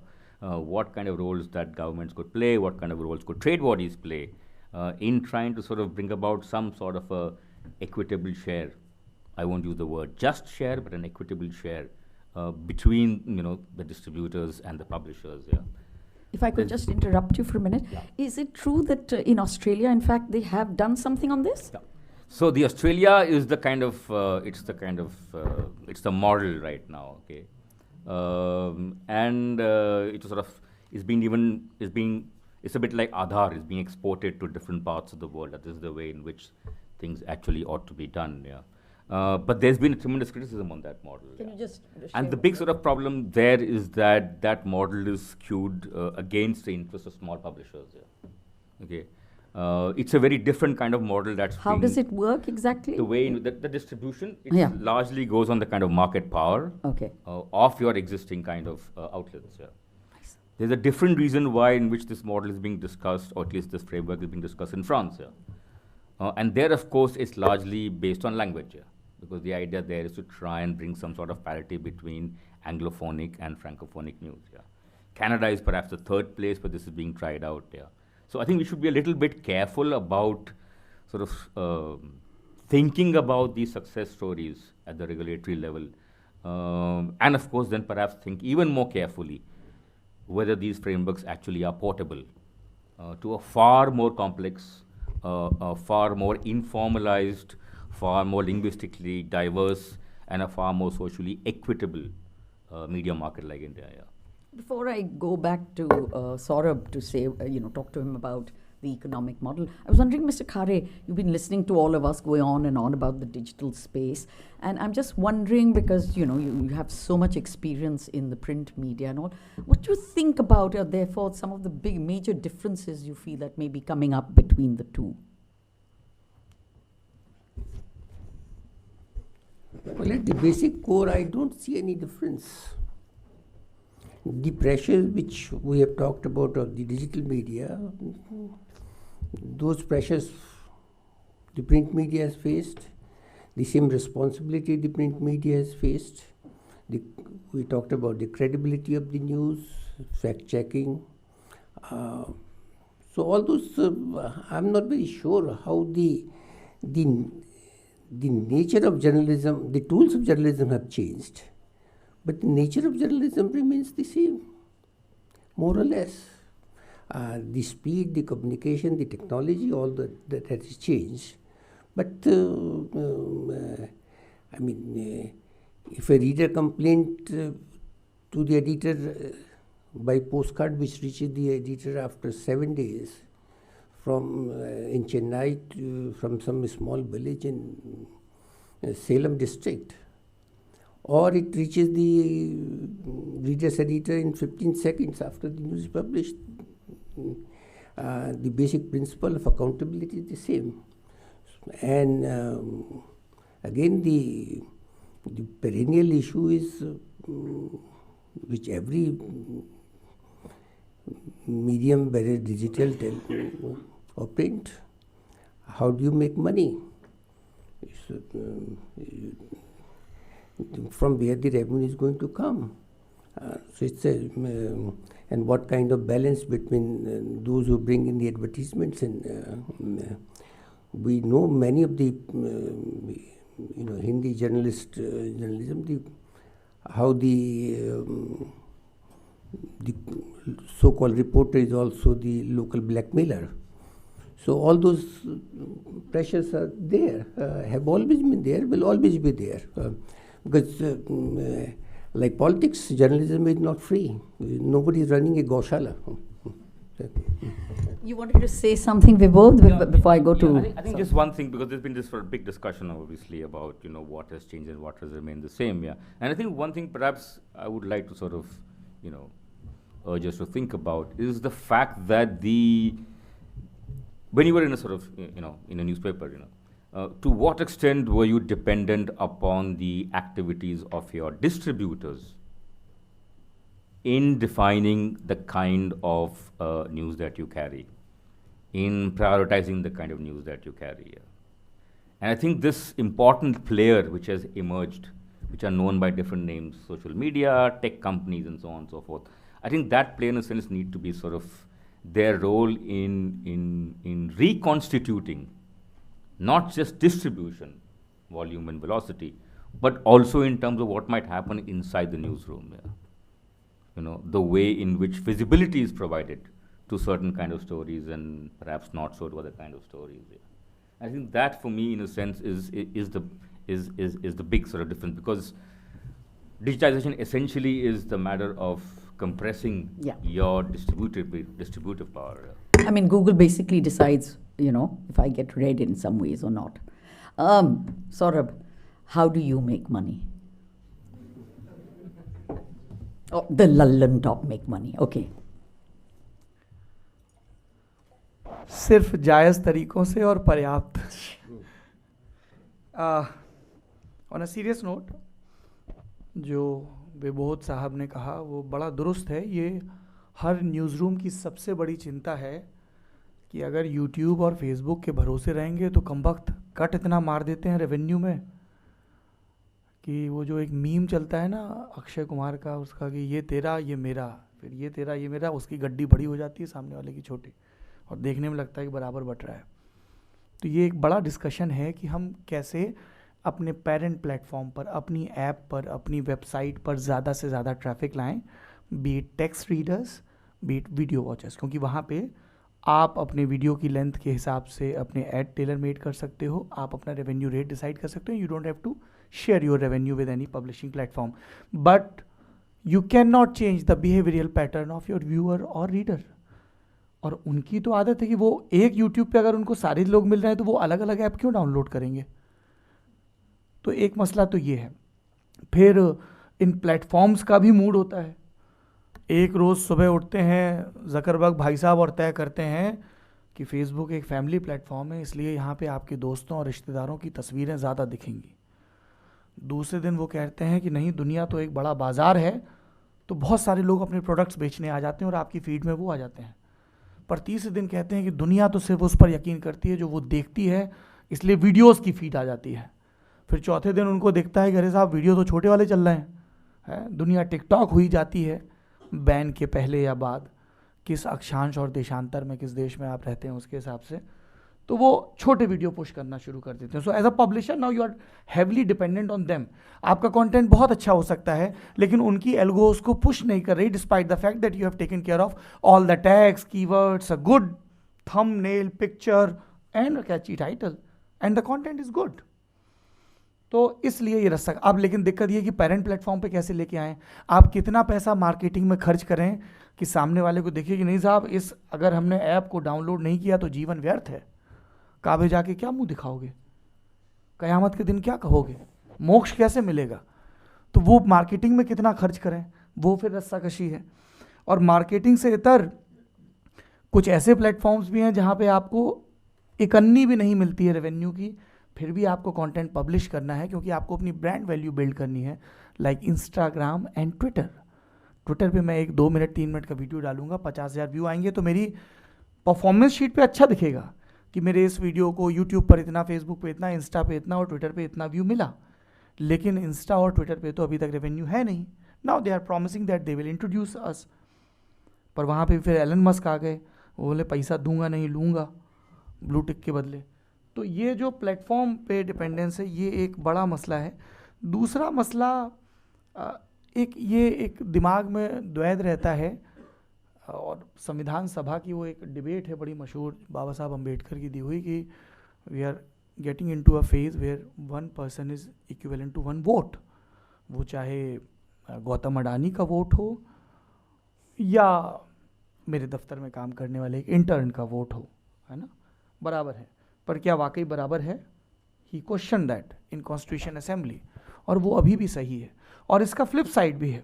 Flip side ये है कि मैं एक rally में जाकर बोलूं जहां कुछ लोग सुन रहे हैं, कुछ मूंगफली खा रहे हैं, या मैं IIC के कॉन्फ्रेंस रूम में बोलूं जहां पे 88 लोग सुन रहे हैं, तो वो जो लोग सुन रहे हैं वो कौन है? जैसे हम एक प्रोग्राम करते हैं किताब वाला, उसका हमारा एवरेज व्यू हमारी बाकी मैट्रिक्स के हिसाब से कम आता है, नंबर बहुत अच्छा है, 2 से 3 लाख आता है, पर हमें ये पता है when I roam around, when I talk to professors, when I talk to bureaucrats, when I talk to politicians, वो एक प्रोग्राम है जिसका वो जिक्र ज़रूर करते हैं कि आप किताब वाला देखा, उसमें फलाने आए थे, ढिमाके आए थे। तो आपके न्यूज़ रूम में एक वो रहता है स्ट्रगल कि कौन सा व्यूअर, पर फिर eight the end of the day आपको अपनी बोर्ड मीटिंग में नंबर दिखाना है, तो फिर कुछ प्रोग्राम ऐसे भी चाहिए जो सब देखें, फिर वो प्रोग्राम शॉर्ट्स देखने वाले हैं या लॉन्ग फॉर्म वीडियो देखने वाले हैं। क्यों एक आखिरी चिंता जो पब्लिशर की होती है वो ये होती है कि देखने के बाद व्यूअर को ये याद रहे कि उसने कहाँ देखा। तो जो जेनरिक चीज़ें आ रही हैं, पार्लियामेंट की डिबेट है, तो आप ये याद थोड़ी रखोगे कि आपने उसको आज तक पे देखा या जी न्यूज़ पे देखा या NDTV के यूट्यूब चैनल पे देखा। लेकिन अगर उसी पार्लियामेंटेरियन ने आपको कोई इंटरव्यू दिया है और इंटरव्यू लेने वाले की भी सवाल और शैली ऐसी है कि याद रह जाए, तो ये बड़ा स्ट्रगल है, number versus revenue versus brand versus legacy versus impact.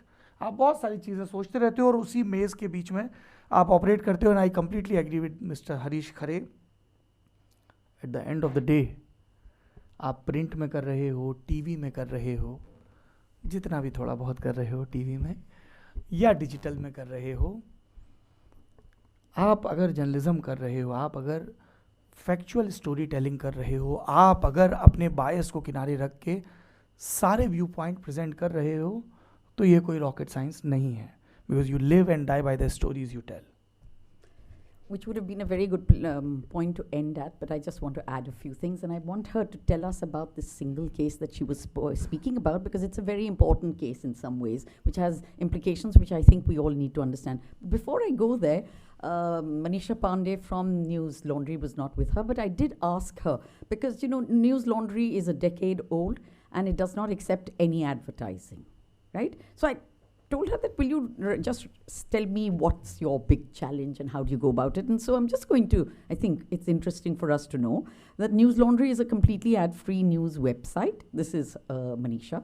We have steadfastly refused to go down the ad route because we feel that much of what ails the news ecosystem today is owing to its heavy dependence on advertisements from corporates and governments. At News Laundry, our biggest challenge hasn't been the number of hits or clicks or going viral enough to get money. It has been to create products that are worth paying for. I repeat, worth paying for. From podcasts to interviews to satire shows, as Saurabh talked about, and hardcore, good old-fashioned journalism from the ground. Everything we do is geared to make people subscribe and pay to keep news free. So that's just one more. Now, if I can just end with you actually to come back, because I thought it was important for us to understand that, and that you said all is not lost. There are a few good pointers out there, and then we can sort of throw it open to the audience. So I think that a good place to start to end is Mr. Khare and Saurabh's sort of bringing us to this point where we are thinking about journalism as being journalism, whatever medium it's being conducted on. And that really is how the free speech lawyer will look at speech, right? Speech is speech is speech. So if I'm able to say Ujwala is a silly fellow in print, I should be able to say exactly that online. That's not what we have today. And so basically in the law, this is the idea of medium neutrality. That means whatever medium you choose to communicate by, you should be able to say the same things. It can't be that content that is acceptable on the one medium is completely censored on the other. And so the first ray of light that we had, 2015 in Shreya Singhal, this is a decision of 2 judges of the Supreme Court, was to say that speech online is also covered by the right to freedom of speech and expression under our Constitution. So that's I mean, it would seem to many of us who were working on these issues at the time, it seemed so blindingly obvious that it was painful to have to approach the court to have them say it. But there you have it. Now we've had it said, and now it is law. That said, there's a little bit of a sting in the tail in 𝗖𝗵𝗶𝗶𝗀𝗃 that I wanted to note for you all. The argument was brought up in that case by a government lawyer saying, you know, it's a different medium, we're thinking about different things on that medium. Oh, you know, there is the virality of the online framework, things move so quickly, etc. So many things result in actual real world harm, whereas, you know, a column in a newspaper may not travel as fast. And so the medium is different, and so too must our powers of censorship be. The court didn't really dig into this argument, but it did say, yeah, there might be something there, which is to say that it's possible when we challenge the 2021 rules, that you'll see a deepening of this type of thinking on the government side, that the internet is special and different and wholly unprecedented and dangerous in a way that other mediums may not have been, and so it should be regulated more stringently. So to the silver linings then, after that note of caution on how far even Shreya Singhal goes, we've had attempts, and reasonably successful attempts, in our high courts to challenge the 2021 rules. And this is a smart legal strategy. I commend everybody that's doing this. I'm part of none of these cases, so I can take no credit. There are at least 4 high courts, by my count, that have been presented with questions relating to the 2021 Act. One is the Madras High Court, then there's the Bombay High Court, Kerala, and then Delhi. So the reason that approaching the high courts is interesting, important, and a valuable sort of strategy to adopt in challenging these rules is that what we've tended to see in free speech cases, in a lot of human rights cases, is that we centralize our questions and our arguments about these problems in the Supreme Court. So you have quite a lot of the debate around judicial appointments, around what happens to judges when they retire, what their incentives may be. And those are most heightened at that apex of the system. And so both for political reasons as well as because by decentralizing the question, by splitting this question across many high courts, you're able to spread out your risk. So even if you have one high court that isn't thinking seriously about free speech or about the rights of journalism, and you lose there, you could try another. And then, of course, in time, we will have to have the law settled by the Supreme Court. But to have a judicial voice tell us why it is that these rules are bad, and to have it come from constitutional courts, it's only the Supreme Court and the high courts that are constitutional courts, recognized in the Constitution, is going to be an extremely invaluable sort of plank on which we fight these fights when they come in the Supreme Court. Okay, thank you, Ujwala. That was really very good and helpful for all of us. I certainly learned a lot. I think it's now time for us to stop speaking and to throw it open to the audience for questions or observations. If you will identify yourself when you ask the question, please, and to whom it's addressed. Thank you. I'm 𝗍𝗵𝗶𝗶𝗀𝗏. I'm a senior visiting fellow with IIC. So just a couple of points of facts. Number one, the first case of blocking in this country happened on 5th January 1999. Okay? And the first rules for blocking came in 2003, much before the IT amendment in 2008 Act. Okay? So many of these things have been going on. And I'm also former secretary of IIC Association of India. So we were sort of, as telecom intermediaries, we were implementing the blocking orders issued by the government in that sense. So yes, I mean, one of the things that I had said in 2006, but I think it's worth repeating even in 2023, is that the window that brings in sunshine can also bring in some dust. So it's useful to have some screens. Thank you. Thank you. Yes, to the gentleman over here. Yeah, Vibodh, just one quick point is would that... you mind identifying yourself? Sorry, I'm Prashant Roy. I'm a former journalist, now work in public policy. And Vibodh, I recall you saying quite a few years ago that the state is not the predominant actor anymore in, FOE, in tackling FOE or blocking. I think it was you, apologies if it wasn't, but I think it's still very aphorismic. Do you think that's all the more so for digital media today? And Ujwala, just a quick one, that when you're talking of blocking orders which are getting increasingly sweeping, like Twitter, for example, faced multiple Section 69As which were hashtag oriented. They pushed back. They were emergency orders under 69A. They implemented and then de-implemented them, and they got a non-compliance show cause notice. And they were in some deep waters after that. So, but do you see a way of really challenging this sweeping, extra-constitutional, beyond 19.2 orders? First you, Vibodh? Yeah, so I think close to 20 years ago, I had sort of started talking about the fact that whether the threats to free speech are primarily from the state or not. Because in a sense, my sort of reading also of the Constitution is the fact that the guarantee and therefore the infringement is only by the infringement by the state. And there's been some case law on that from the 50s onwards.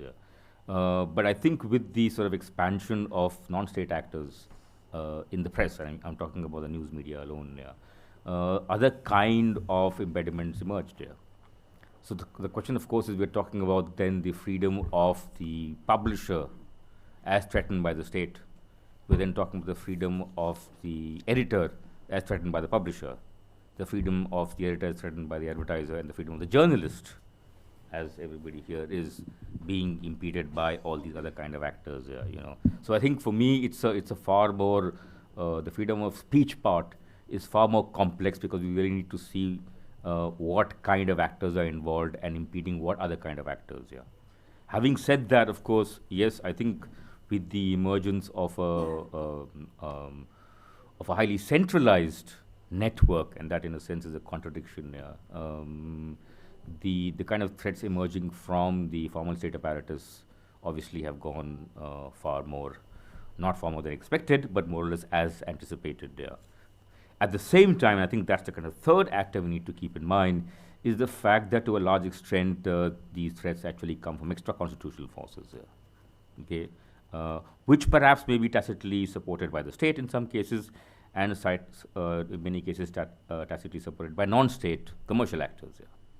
So a lot of what in a sense is happening, the kind of threats to the cinema industry, is largely coming from sort of extra-constitutional non-state actors, both domestic and foreign. So I think for me that debate is far more complex, and I always tend to disagree with my colleagues in law in terms of the ambit of what we're looking at, to have perhaps a more larger ambit to think about the kinds of risks which are being imposed on journalism and not on the press per se, because in a sense I'm concerned more about journalists primarily, and then of course the organization called newspapers or news outlets. Ujwala, would you like to? Yeah. So thank you for that. Yes, of course, blocking predates even the Information Technology Act. And it's interesting to know that it was happening at the TSP level then, whereas now we've covered the entire gamut of intermediaries as they're defined under this law. And so there are two ways in which you can challenge something is bad, right? One is a challenge to the act on the face of it, which is the type of challenge I was recommending, which is this law is just bad. Let's just now challenge it as it is. Another is a challenge to a law as applied, and that's the kind of thing you're talking about. The danger with challenges as applied is usually that, of course, Twitter is a significant social media intermediary, another class of intermediaries covered by these 2021 rules, but it's dealing at a scale and with a degree of funding that's quite astronomical relative to your average news publisher.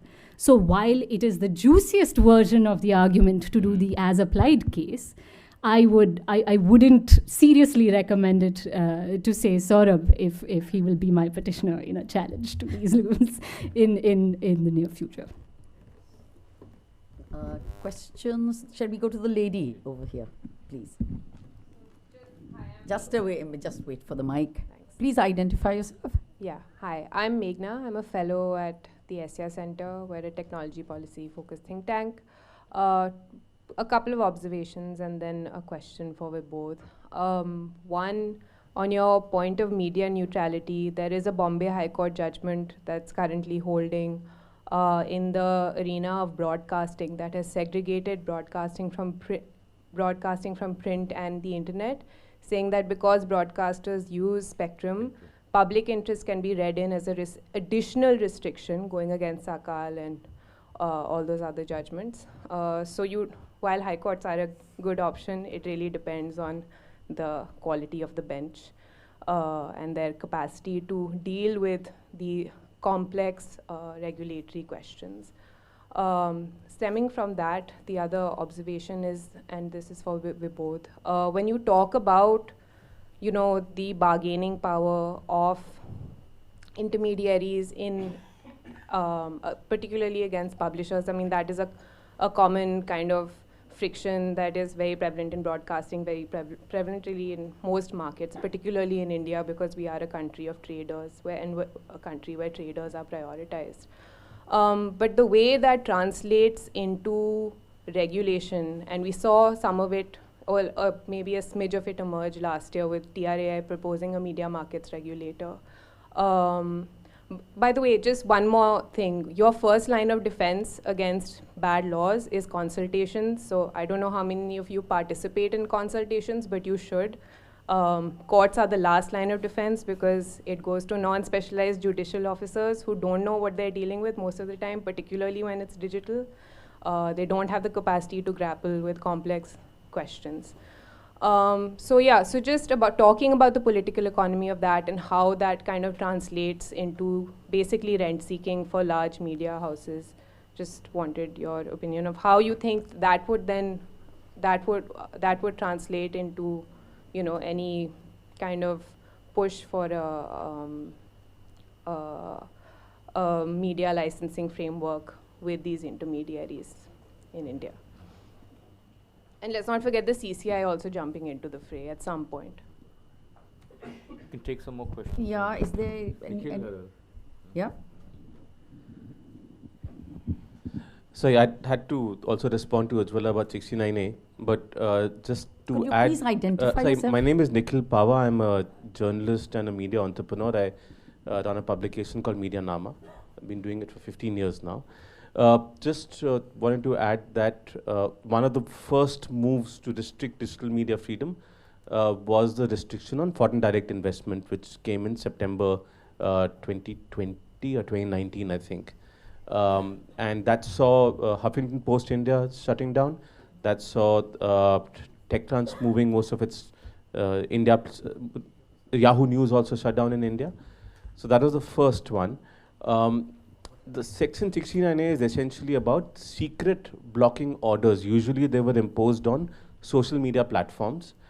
And in the Shreya Singhal free speech case, if you remember, where there were two young girls from Palghar who said something and they were jailed for it. In that case, I was in court for most of those hearings. And there were strong arguments made against 69A. But the Supreme Court, Ujwala, just to that point, observed that that the committee that meets to decide on these orders goes through a process, and that they have also said that if the entity whose content is being restricted is available, they should also be interviewed, and they must also be given an opportunity to place their point of view before the committee. So the court said that because there is due process, that this will not be removed because there's a due process, it's going to continue. That never happens. There are almost always emergency orders. When the Chinese apps were banned, the same emergency orders, but they're meant to be secret. When the Chinese apps were banned, the government actually issued a press release. Almost for every other ban, and I think just in the last year, there were about 1,200 odd links, etc., that were banned. No information whatsoever. 2 weeks ago, lending apps have been banned, no information whatsoever. What with the IT rules, this secret government blocking power that they've given themselves through 69A, what they did in 2021 was they extended it to news publishers. Right. And that effectively gives them complete control, and it also removes the right of news publishers to protest or go public about their content having been taken down. So you're effectively nobody, I think the rule is that nobody may sort of talk about these orders or that blocking that happens. It's confidential across. You have the GSC that is being set up with the latest with the last amendment and the PIB fact check that's coming up. My contention is that there is more to come. As we get closer to 2024, more power will be usurped by the government over the media telling inconvenient truths. So there is, let's not forget, there's also, and I think Vibodh, I'm not sure you spoke about this, but there's also the RPP bill, which was in play, there was a consultation for, which initially in its version was not incorporating digital media, but from what we understand, there's going to be a digital media bill as well. So, and why are we going to have a digital media bill? Very important. The IT rules that exist are effectively unconstitutional. So, Ms. Bajpai, you don't need to actually send a report to the government every month because there is a stay order preventing it. I know. I'm just saying that's why, but we are just keeping a record in case. But one of the main arguments, and we saw this in Aadhaar before the Aadhaar Act was also passed, one of the main arguments in court is that there is no law validating these rules that all of us have to comply with. So the idea behind the digital media bill is to basically have a law that post facto creates a compliance mechanism. That's right. So it's because of that we are maintaining the records. Correct. I can go on to business model issues, no, but I'm not going to go there. Yeah, do you have a question? I don't have a question. I just want to respond to a few things that I heard. You've been very helpful and informative. So if I just two things to tie those ends together. One is to the question on, or the comments on that side, rather. Yes, the Bombay High Court has this about, has this unfortunate treatment of medium neutrality. That said, there are judgments in the Supreme Court which still stand, where this exceptionalizing of one medium over another and therefore imposing restrictive measures on it from the 70s in relation to film are still good law. Some of them are one-judge decisions, so that's very strange. So the other, the other point that I wanted to make there was that, yes, I will agree that consultations are super important, very, very important. But we know that they're almost never going to go as far as giving us the version of the law we want. And so perhaps the middle ground would be, yes, engage in the consultation, but don't forget that this stay, for example, that Nikhil is talking about, is a result of approaching the courts. That's right. And so the facial challenge to bad laws is something we must do and do whenever we feel that the laws are unreasonable, preferably starting in the high courts. And then, Nikhil, to you, yes, thank you for telling us exactly what 69A, what the discussion re 69A was in Shreya Singhal. I think you'll agree with me that it is, in fact, unsatisfactory and even on its own term, doesn't go far enough. Okay, anything else? Last questions now, please. My name is Jatin. Thank you, Nikhil, for bringing in RPP. My question was related to it. It's not the incompetency or not being able to define digital media, the reason that government is being able to bring all these rules and regulations, and we can't, are not able to specify like in which direction the things should move. Because the digital media, the way it was defined in RPP Act, in fact, had problems with it, the definitions of publisher, the definition of publishing. So the whole problem there lies that you don't know who the digital media is. Like here we talked about legacy media or news channels, but a person who's doing live broadcast is also someone who is using the right of digital media. Second thing is to Ujwala specifically. She was talking about Shreya Singhal's judgment. So media neutrality definitely is, it challenges it. On the lines of, I think, if I remember correctly, the freedom of speech and expression article in our constitution, where it distinguishes between the freedom of speech and expression given in the Constitution of India and given in the US Constitution, and how it is not the marketplace of ideas. So my question related to it is how we see in a globalized media world regulation of one country on another through these market platforms or big tech. Okay, thank you. My just third question is politics in digital media. So earlier we had MCC rules during elections, but now with the power of like digital media, those are basically are not holding up to the challenge, because even if there is ban on not doing rallies or promotion in what's the question? In the public, but politicians are using this media platform, social media platform, digital media platforms to do their promotion. So how to keep in check, if I may say so, these things, because there were many instances of MCC violations through digital media, and they were studied. Okay, thank you. Can we, this is the last question now. Last question, okay, last question, because we're really running out of time. I see lots of people have already left, which is a signal to all of us, I think. My name is Jai, and I beg your pardon? My name is Jai. Yes, Jai. And I work at a brand consultancy firm. My question is to both Shailaja Madam and Saurabh Sahab. You see, from consumer, from a news consumer and information consumer like us, your platform, print and Lallantop, you two as a vehicle different kind of capital, I mean, you are propelled by a different kind of capital, and Lallantop, is propelled by a different kind of capital. But the kind of challenges and biases, you have talked about appear more or less same. We want to understand if there are any specific kind of challenges or biases or pressures, that you feel in the newsroom, because of, the platform is being propelled by a certain kind of capital. And Saurabh Sahab, आपसे एक चीज़ और कि पूंजी के एक खास तरह की पूंजी जिससे आप चल रहे हैं, क्या इससे आपके कथ्य पर भी, जो आपका कंटेंट है, जो आपका कथानक है, उस पर भी कोई फर्क पड़ता है? That's what we are trying to say. Okay, can we just quickly, could you answer the question? And then we'd go, yes, you're the last, and then to...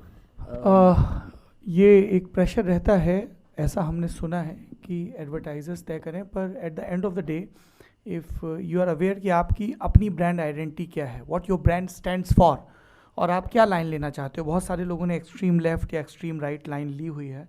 सबसे मुश्किल हम लोगों के लिए हो जाता है जो बुद्ध के बताए मध्य मार्ग पर चलना चाहते हैं. हम जब सुबह उठते हैं तो हमने ये तय नहीं किया होता कि नरेंद्र मोदी इस देश के सबसे ख़राब या सबसे अच्छे राजनेता हैं अब तक के. अब वो मध्य मार्ग है. अब उसमें क्या है कि आपको ऑडियंस से प्यार भी मिलता है, लेकिन सब तरफ से आपकी तरफ गालियाँ भी उछाली जाती हैं, तमगे भी दिए जाते हैं. और वो फील्ड में भी जो हम लोग कल डिस्कस कर रहे थे कि अब आप फील्ड में जा रहे हो और आप किसी कांग्रेस की रैली में गए, तो उनकी शिकायत है कि साहब जब मोदी जी बोलते हैं तब तो आप सब चैनल पे लाइव दिखाते हो, राहुल जी बोलते हैं तब नहीं दिखाते हो. अब बीजेपी की रैली में गए तो बोले आप बहुत दिखाते हो राहुल जी को, मोदी जी को उतना क्यों नहीं दिखाते जितना फलाने दिखाते हैं. तो वो एक अलग किस्म की वॉट अबाउटरी चलती रहती है.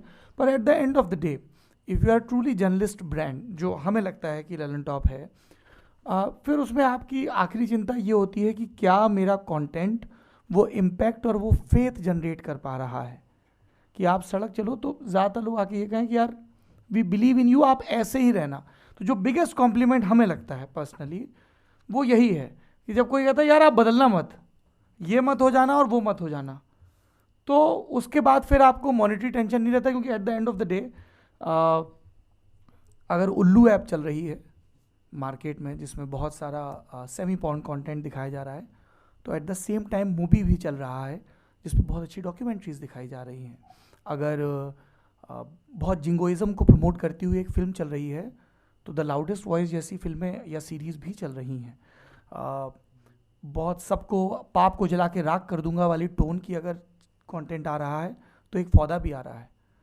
तो ये आपको सिलेक्ट करना है कि आप किस चीज़ में बहुत नेचुरल हो, आप कौन सी कहानियाँ कहना चाहते हो, किस तरीके से कहना चाहते हो. बहुत लोगों ने पाले चुन लिए हैं, उसमें सहूलियत भी रहती है क्योंकि आपको प्रोटेक्शन मिल जाता है, सिक्योरिटी भी मिल जाती है खाकी वर्दीधारियों की. पर at the end of the day you live and die by the choices you make. Thank you. Vibodh, would you like to answer? Just this thing what Meghna had said about is about, just to sort of, I've kind of forgotten it. It's about the need for a separate market regulator. Yeah, I mean how essentially the proposal to even balance the market power between the internet intermediaries and publishers. How that would translate into law in this country. Yeah. And then the gentleman behind him asked how, the definition of this digital media. The election stuff, yeah.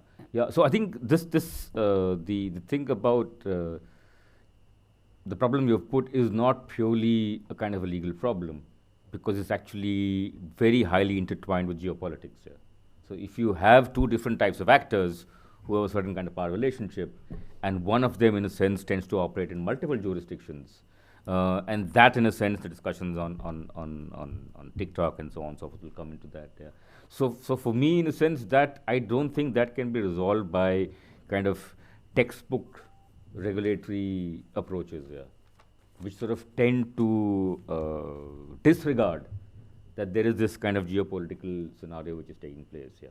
And perhaps, frankly, for me, one of the reasons why this has actually come up is only because of the fact that a large number of intermediaries, if not all, are foreign players. And the publishers, large number of them, if not all, are domestic players. Yeah. So I think these two fractures are overlapping. Yeah. And that perhaps will require a very different kind of thinking to think about in terms of the idea of, what kind of screen or needs to be sort of brought into the picture. Yeah. So that's sort of one thing on this. Yeah. And yeah, I mean, clearly everybody is jumping into this. All kind of regulators are jumping into this. Yeah. And I'm not surprised at some point of time even the Election Commission might jump into this, who till now is outside that. Yeah. Okay. Social media, in a sense, again, I mean, what Saurabh said, there are different kind of possibilities. What happens in this case is the fact that it's bypassing geography. Yeah. I mean, so our regulatory framework is based upon an understanding of geographically embedded media. Okay, so newspapers have a certain territory, channels have a certain footprint, okay, but when you have something as porous as this, territory in a sense does not sort of really exist there, okay, and it's not just territory, it's also time. Yeah. So when you actually say that you can't watch anything beyond 8 o'clock, what if I'm watching a repeat show online at 12 o'clock? Yeah. Am I infringing the law? Yeah. Okay. So I think that perhaps the only way that could be addressed is by rethinking the fact that you cannot imagine, let alone regulate, this whole idea of media based on territorial aspects, yeah, which is in a sense been the way in which we've been thinking about this. Okay, very quickly, Ujwala, the last, and then we really must wrap up. It's really late. There were two questions. I'll table the question. I'll leave aside the question relating to speech during elections, because that's an extremely complicated area to get into. But there was a question on the first principles from you, which was the text of Article 19(1)(a), our free speech law, versus the American sort of framework for thinking about this. And I think it's just important to note, again, Shreya Singhal sets this out nicely for us, that what ours does is limits the grounds on which you can censor to those that are described in 19(2). Now, of course, those are quite vague grounds, some of them, but that is the full list. We don't get to add things on. And so to that extent, I think that we must value the structure of our 19(1)(a) and put that into good force as we argue these cases around digital censorship coming up. Okay, then, we finally come to an end. Thank you very much, all of you in the audience, for your patience, attentiveness, and for the information that you shared with us and the questions you asked us. All challenges, more challenges. Thank you, Vibodh, Saurabh, Mr. Khare, and Ujwala, for all of the information you have shared and given us, I hope, some understanding. And of course, to thank the India International Center and the program division especially, Tete and her colleagues. Thank you very much. And thank you once again, all of you. Thanks very much. Good night.